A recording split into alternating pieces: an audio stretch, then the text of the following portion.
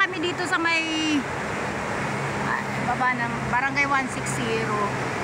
Kini-clean up pa ng mga ERs ito, oh. So, medyo mataas na yung tubig.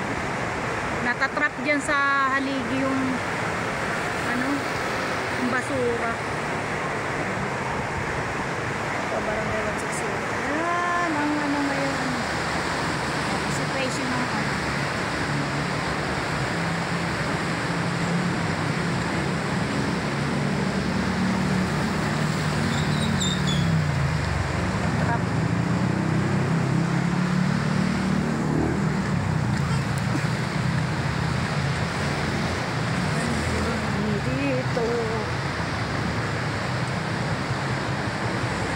kasi kami barangay po.